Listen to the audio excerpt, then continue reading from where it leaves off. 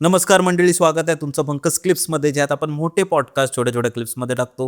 ही story तुम्ही नक्की enjoy कराल, पण त्याआधी सबस्क्राईब करायला विसरू नका. तर माझ्या मामाने आम्हाला आणि माझ्या छोट्या बहिणीला गावी नेलं होतं. कणकवली आमचं गाव आहे, मी कणकवलीची आहे. तर कणकवलीत आम्ही तिकडे गेलो राहायला. तर पूर्वी कसे लाईट्स नसायचे गावी. तर संध्याकाळ झाली, आम्ही दोघी रमलो. तर मी लहान होते, म्हणजे मी 8 वर्षाची, माझी बहीण 6 वर्षाची. तर आम्ही गावी गेलो होतो राहायला. दिवसभर दिवस कसाही जायचा छान, पण संध्याकाळ झाली की ते अंधार, लाईट्स नाही. ते रॉकेलची बत्ती, दिवे वगैरे असे लावायचे तिथे. तर संध्याकाळ झालं की मला माझ्या आईची आठवण यायची. एक दिवस काय झालं की मी खूप रडायला लागले. 2-3 दिवसच आम्ही राहिलो कसं तरी, आणि एक शनिवारचा दिवस होता तो. आणि मी रात्र संध्याकाळ झाली, एक 6:30-7 वाजत आले आणि माझं रडणं चालू झालं. बरं, मी अशी रडत होते की इतकी जोरजोरात की कोणालाच ऐकत नव्हते. मला माझ्या आईकडे जायचंय. कारण रात्र झाली की मला माझी आई हवी असायची. माझी बहीण माझे डोळे पुसते, पण तिचे हात मी झटकत होते की नाही, मला माझ्या आईकडे जायचं. आणि जोरात इतकी भयानक रडत होते मी. त्याच्यानंतर काय झालं, आजी मला समजवते, माझा मामा मला समजवते, पण कोणाचंच मी ऐकेना. थोड्या वेळाने काय झालं की आमच्या इथे एक निर्वशी म्हणून इकडे आहे. निर्वशी म्हणजे ज्याचं लग्न न झालेला जो मरतो माणूस, त्याला निर्वशी म्हणतात गावी, म्हणजे कोकणामध्ये. तर तो असा झटकन असं तो येत होता. तेवढं त्याच्याकडे लक्ष गेलं, माझ्या आजीचं वगैरे. माझा मामा आणि एक माझा मधला मामा आणि एक सगळ्यात धाकटा मामा, ते दोघं दांडा घेऊन त्याच्या मागे धावत पळत गेले. म्हणजे तो, जर ते लोकांनी पळवलं नसतं त्याला, तो पळून गेला मग नंतर. आणि नाहीतर मग मला नेलं असतं किंवा माझ्या आजीला नेलं असतं. आणि हे आम्हाला नंतर कळालं की चुपचुप, आणि मामीने आमचं तोंड दाबून आतमध्ये, घराच्या आतमध्ये नेलं. नाहीतर मग आमचं काही खरं नव्हतं त्या दिवशी. एक तर मला नेलं असतं रडणारीला, किंवा माझी आजी होती समोर. माझी आजी मग खूप बडबड करायला लागली की एवढं काय आहे ते. नंतर कळलं की तो निर्वशी फिरतो तिकडे, अजूनही येतो, म्हणजे आजच्या डेटला पण तो येतो, पण तो कधीतरी येतो आणि काही लोकांनाच दिसतो तो. आणि असं तुम्ही आता बसलेले असाल ना, तुमची नजर गेली तर तुम्हाला पण दिसेल तो, की असं जाताना तो थोडासा लंगडतो. त्याला लंगड्या पण म्हणतात तिकडे, लंगड्या निर्वशी म्हणून.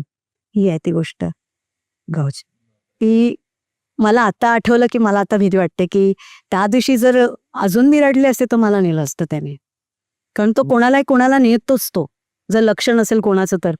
ते वेळेत मामाचं लक्ष गेलं म्हणून ते त्याच्या मागे पळाले. आणि गावची लोक घाबरत नाहीत, त्याच्यामुळे त्यांना ती सवय असते.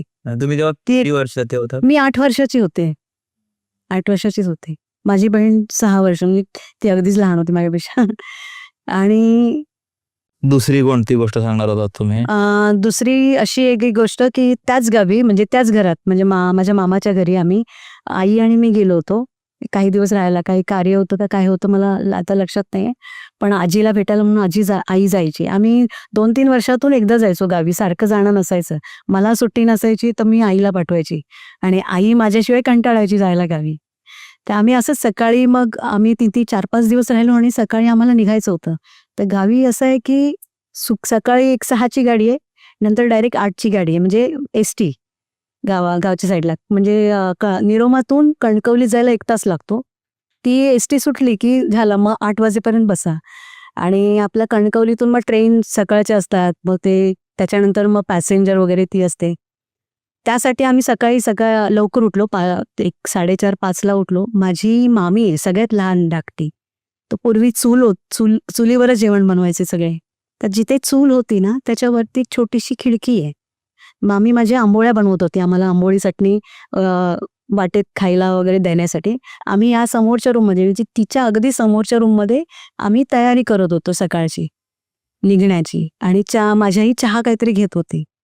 तेवढ्यात ती मामी आंबोळ्या करता करता अचानक तिने असं भर पाहिलं आणि एकदम जोरात ओरडली तिथल्या तिथे, आणि ती धावत माझ्या आईच्या अंगावर येऊन पडली. म्हणजे मामीला म्हटलं काय झालं काय झालं. ती म्हणाले खिडकीतून कोणीतरी असं डोळे वर करून मोठे करून बघतोय. म्हणजे 2 मोठे डोळे तिला दिसले खिडकीतून, तिच्याकडे बघतायत असे. माझा मामा जोरातच, आता गावची माणसांच्या तोंडामध्ये शिव्या खूप असतात, माझा मामा जास्त शिव्या देतो जरा. तर तो धावतच बाहेर गेला, पाठीमागे तो बिंदास गेला बघायला की कोण आहे, आणि त्यांनी शिव्या घालायला सुरुवात केली. ह्या मामीचं काही रडणं बंदच होत नव्हतं. इतकी जोरात बोंबटत आली ना की मला पण जाऊन बघायची हिंमत नव्हती. मला जायचं होतं, पण माझी आई मला थांबवत होती, की "तू जाऊ नको." मला बघायचं होतं, की काय आहे तिला दिसलं. मग तिला अक्षरशः मोठे असे डोळे आणि ती नंतर सांगत होती, की एवढे मोठे डोळे माझ्याकडे बघत होते. तर मग आता मला ते घेऊनच जाणार आहे. असं ते एक थरारक गोष्ट होती. मग मी पण खूप घाबरले होते. आई पण खूप घाबरली. आम्ही त्या दिवशी मी विचार केला, की इकडे यायचं नाही परत.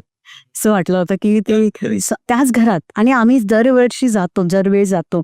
आता आम्ही जास्त जात नाही. आता काही प्रॉब्लेम झाला गावी किंवा कोणी गेलं, तरच आम्ही गावी जातो. एरवी आम्ही जात नाही. आई गेल्यापासून आई 2014 ला गेली माझी, आपल्या 2017 तेव्हा ती आजारी होती. ती त्या दिवसात गेली. तेव्हापासून मग आमचं जाणं नसतंच. ते आपले आई-वडील असेपर्यंत आपलं काहीतरी चालतं. त्याच्यानंतर ते माणसांचं कळतं ना, की आपलं किती किंमत आहे आपल्याला. त्यामुळे मी आता गावी जास्त जाते. कधीतरीच जातो आम्ही. एक तुम्ही साळशी साळशी माझ्या आईचं सासर. ती गोष्ट अशी आहे, की माझ्या आईचं लग्न एक 12व्या वर्षीच लग्न झालं होतं. ते 12-13 वर्षाची ती असेल. काहीतरी कार्यक्रम होता त्या साळशीच्या गावामध्ये आणि तिथे सगळेजण असं जेवण बनवत होते. एक काहीतरी वडे आमच्याकडे वडे, कोंबडी वडे, काही कार्यक्रम असेल ना, तर कोंबडी वडे हे बनवलेच जातात. म्हणजे शुभकार्य असो किंवा कोणी गेलेलं असेल आपल्या पित्रांना वगैरे, तेव्हा पण कोंबडी वडे हे बनवलेच जातात. आम्ही वडे म्हणतो. मुंबईला ते कोंबडी वडे हे नाव पडलंय म्हणजे ओळखण्यासाठी. कारण वडे म्हटलं की बटाटे वडे पण लोकांना येतं. तर ते कोंबडी वडे एकीकडे चालू होते, एकीकडे काही दुसरं जेवण चालू होतं. माझी आई एका बाजूला बसली होती कारण ती खूप छोटी होती. 13 वर्षाची मुलगी काहीच हे नाही. आणि बाकीच्या सगळ्या वयस्कर बायका पण होत्या त्यातल्या. एक त्यातली खूप मोठी आजी होती, ती वयस्कर होती. ती काहीतरी तिकडे बाहेर करत होती अंगणामध्ये आणि जिथे वडे बनवत होतो त्याच्यावरती खिडकी होती एक मोठी. त्या पहिल्याच्या खिडक्या कशा फक्त मध्ये असे सळ्या असायच्या, बरोबर. रॉड असायचे आणि बाहेरच्या बाजूनी ते दरवाजा उघडतात आणि तिथेच ती कढाई वगैरे ठेवली होती आणि ती तळत होती.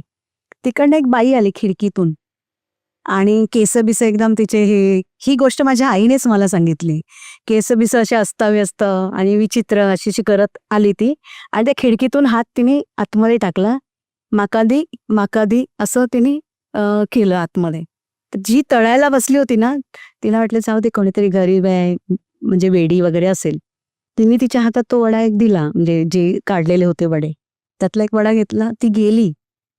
5-10 मिनिटानंतर पुन्हा आली ती. पुन्हा तिने हात टाकला आतमध्ये. माका दी. पुन्हा या बाईने काय केलं, जाऊ दे, एका वड्याने काय पोट भरणार आहे तिचं. तिने पुन्हा अजून एक वडा तिच्या हातात दिला. पुन्हा गेली, तिसऱ्यांदा पुन्हा आली ती. तर त्यातली ती एक सीनियर म्हणजे त्या आजीबाई होत्या ना, ते मे बी माझ्या आईची ती पणजी पण असू शकते. ती आली तिथनं आणि तिने काय केलं, तिला ते कळालं ती कोण आहे ती.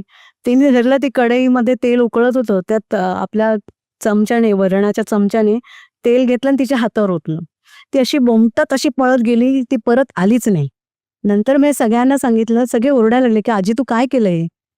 मग ती सांगायला लागली, "ती वेडी वगैरे नाहीये, ती हडळ आहे. ती अशी फिरत असते. कोणाकडे काय असेल तर ती जेवायला मागते. तर तू तिसऱ्यांदा दिलंस तर तुला घेऊन गेली असती ती." असं तिने खूप ओरडली सगळ्यांना, की तुम्ही जरा लक्ष द्या इकडे-तिकडे आणि ह्या गोष्टींकडे लक्ष द्या.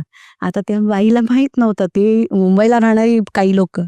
त्यांना वाटलं, की ती गरीब कोणीतरी असेल. आता ती तिला घेऊन गेली असती. ती बोलली, "तिसऱ्यांदा तू दिला असतास वडा तर ती तुला घेऊन गेली असती." बापरे. मंडळी, जर तुम्हाला ही स्टोरी आवडली असेल तर डिस्क्रिप्शनमध्ये आम्ही पूर्ण एपिसोडची लिंक टाकलेली आहे. तो चेकआउट करायला विसरू नका. त्यात अशाच प्रकारच्या भरपूर स्टोरीज अवेलेबल आहेत आणि सबस्क्राईब करायला विसरू नका.